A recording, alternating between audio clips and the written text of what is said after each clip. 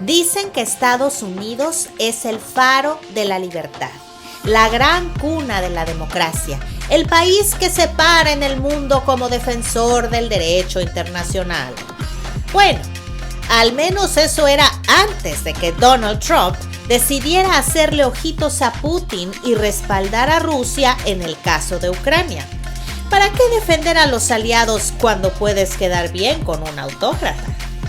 Sí, el mismo Trump que se vendía como el patriota supremo ahora le hace el juego al Kremlin. ¿Dónde quedaron los valores republicanos? ¿O es que la democracia solo importa cuando conviene? En una jugada digna de los mejores camaleones políticos, Trump rompe con la tradición estadounidense y demuestra que si algo le queda grande es la política exterior. Pero no se equivoquen, esto no es solo retórica de campaña. Este grito tiene consecuencias. ¿Qué mensaje está enviando a Europa? ¿A sus aliados históricos? ¿Acaso Estados Unidos va a dejar de ser el líder del mundo libre para convertirse en otro peón de Putin?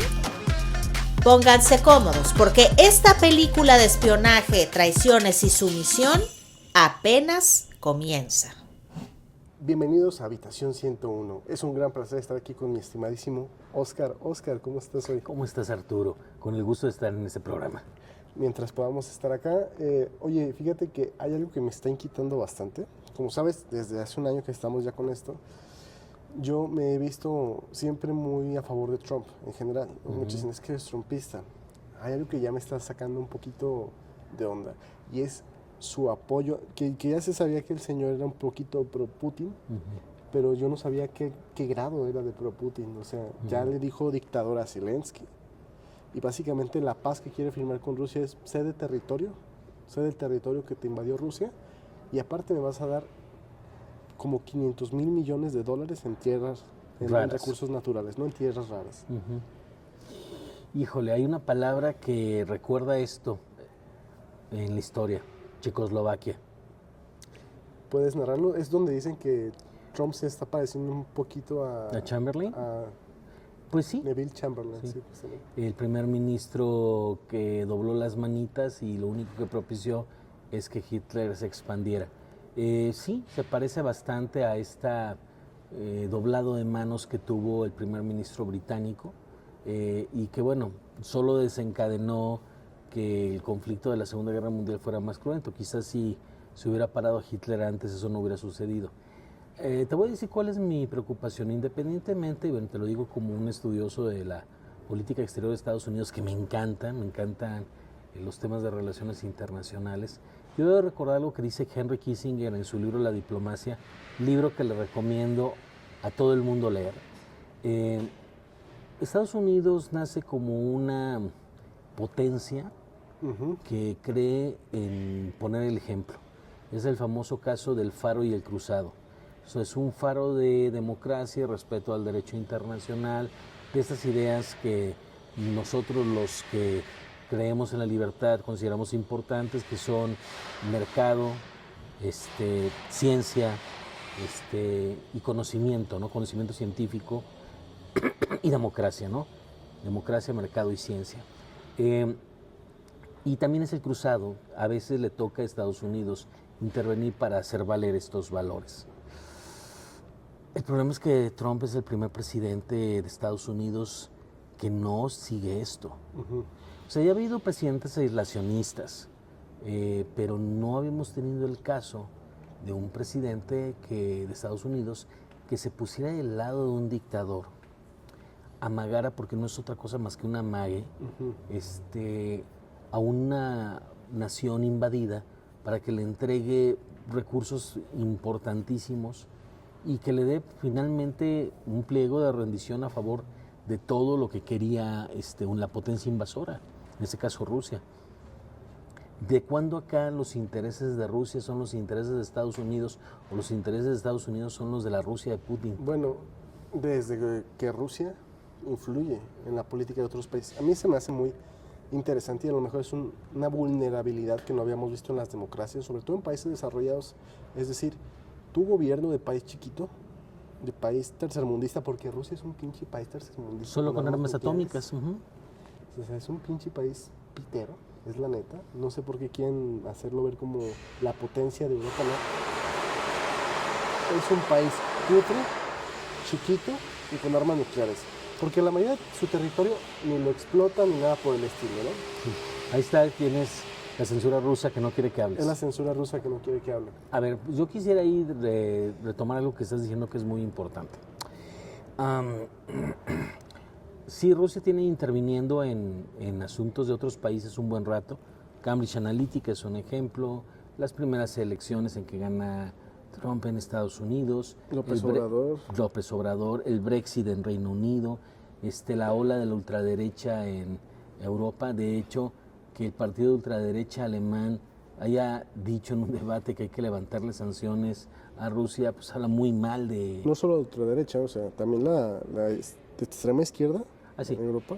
Pero yo diría que el tema de la extrema izquierda es un caso de confusión o medio de idiotez, como pasa aquí en México, que todavía los zurdos de mexicanos creen que Rusia sigue siendo comunista, cuando es todo lo contrario, y por eso se adscriben a los ideales rusos.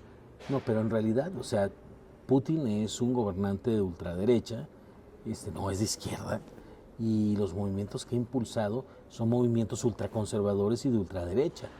Entonces, sí hay una influencia recurrente, pero lo que quiero decir es que ni siquiera en su primer periodo de gobierno Trump había cometido desfiguros como estos, y a mí me parece muy, muy grave. Es bastante grave, pero de nuevo, una vulnerabilidad de la democracia que, siendo tu país más poderoso, un país tercermundista y culero, pueda ponerte un presidente, puede ponerte políticos. Eso se me hace la cosa más estúpida. O sea, ya no es ni siquiera voy a ser mi país el más poderoso del mundo, es tengo que controlar al país más poderoso del mundo a través de su sistema presidencialista, metiendo pues mi gente dentro, metiendo mis hackers, mi influencia en redes sociales, experiencia en campañas negras, ¿no? Que esa es la expertise que tienen justamente los rusos en todo esto. Digo, a mí me había gustado hasta el momento cómo se había manejado Trump en el tema de, por ejemplo, de los cárteles, que ya pasaremos a hablar de ese tema pronto, crimen organizado en México, con el tema de desplazar a China. Pero finalmente yo creo que con este tema con el tema del petróleo también, de ya no depender tanto del petróleo árabe ni del venezolano, pero este tema de Rusia sí me hace pensar extraño. No sé exactamente cuál sea el propósito, porque en este momento China y Rusia tienen un bloque antioccidental, ¿no? Es decir, Estados Unidos está uniendo este bloque antioccidental. Yo creo que más bien está planteándose un esquema de repartición. Yo creo que quiere hacer fuerte a Rusia para que se repartan el mundo de tal manera que Estados Unidos se quede con toda América, Rusia controle Europa y ellos le hagan un efecto pinza a China. Me parece una mala idea.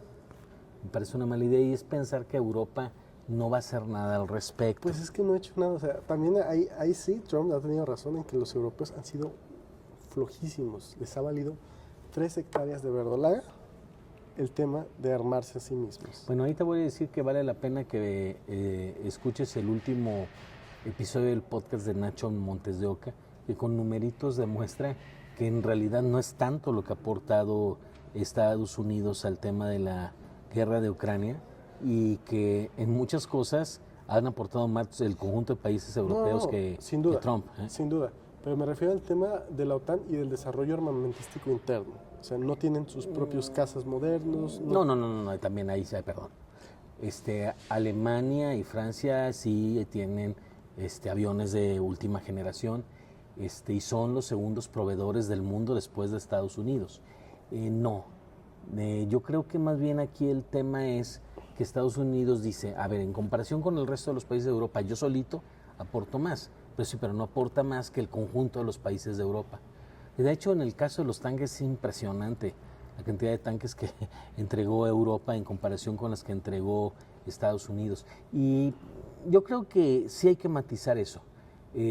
Ahora, estoy de acuerdo contigo en que Europa podría hacer mucho más y que tiene una política exterior y de seguridad europea que no ha terminado de cuajar desde la guerra de los Balcanes.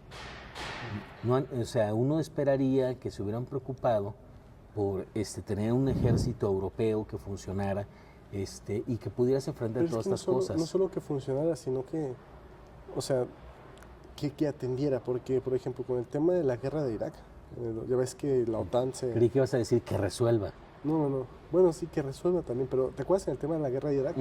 Había muchas quejas de tropas estadounidenses de que había demasiados protocolos europeos a la hora incluso de rescatar soldados. Y no, ¿sabes qué? Pues estás en territorio enemigo, no te rescatamos.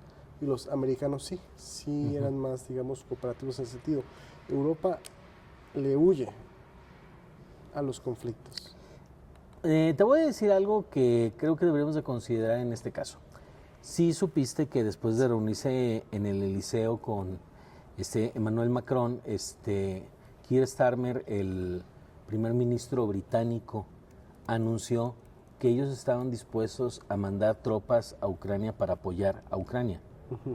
Y entonces tú dices, los primos británicos, que se supone que son los mejores aliados de Estados Unidos, pues acaban de decir que ellos tampoco están de acuerdo con lo que está haciendo Trump en el caso. Tú puedes decir, bueno, Starmer es laborista, pero con todo, sí es un gran rompimiento. Ni en las peores épocas del laborismo, Reino Unido decía, sabes que yo no voy con la agenda que tiene Estados Unidos. De hecho, Estados Unidos está haciendo un rompimiento con sus aliados de Occidente gravísimo.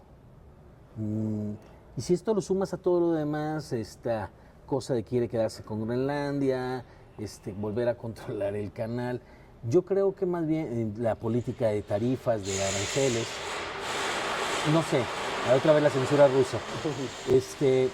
Lo que yo tendría que decir es que hay cosas que Trump ha hecho bien, son pocas. Yo creo que su política anti-woke interna es una de ellas, pero que en todo lo demás es un reflejo de esta lógica tribal, aldeana, nativista, que está dentro del corazón de MAGA.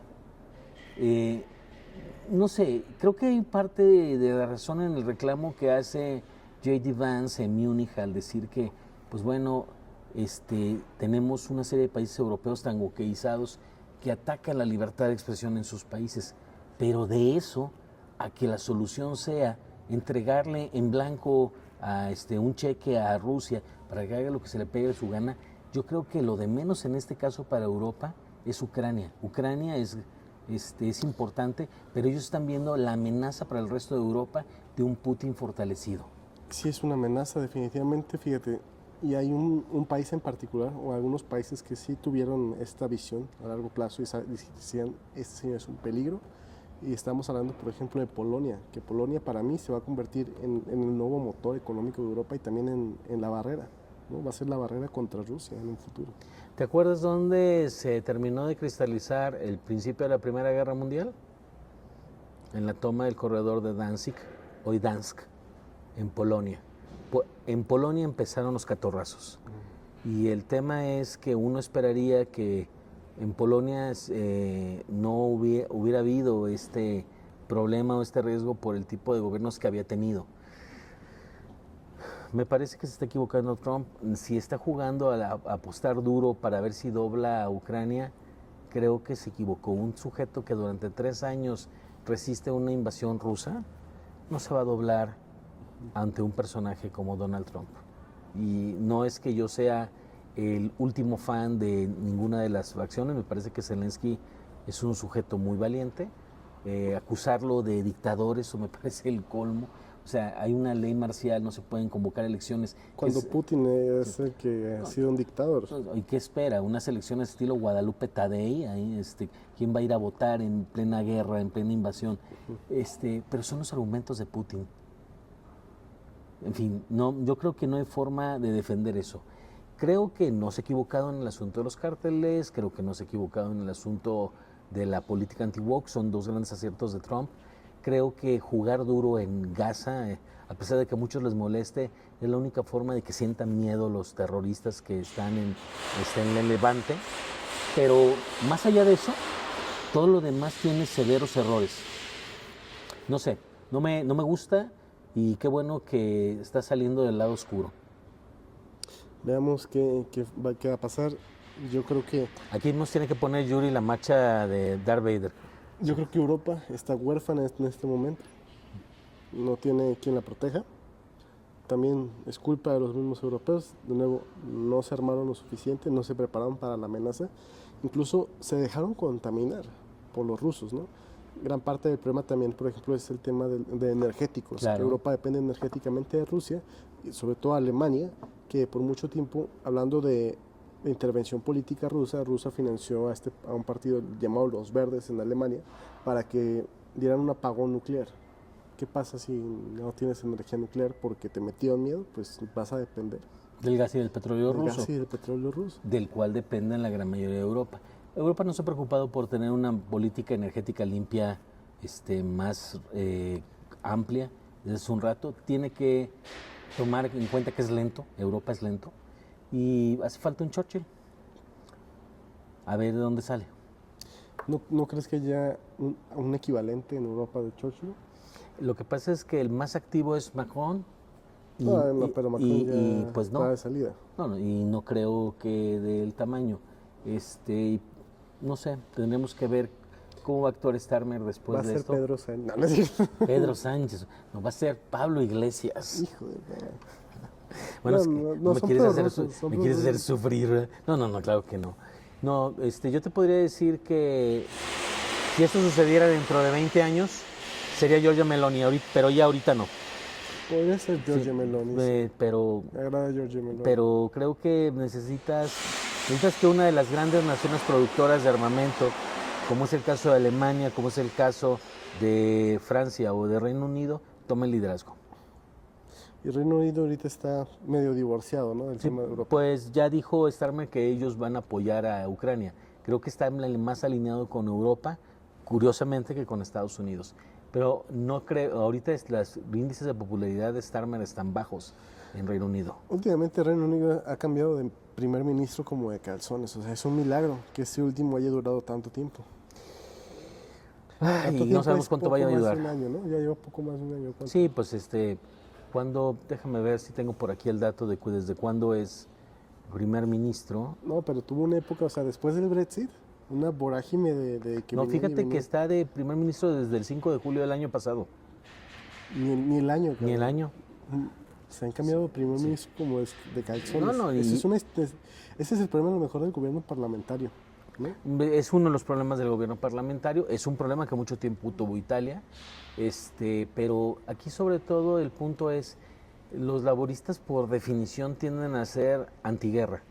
Es curioso que, bueno, tenga esa posición Starmer respecto a Ucrania, pero no sé si sea suficiente. Lo que pasa es que tenemos que dar un salto cuántico para que Europa diga, ¿sabes qué? Estados Unidos, haz lo que tú quieras, no te necesitamos.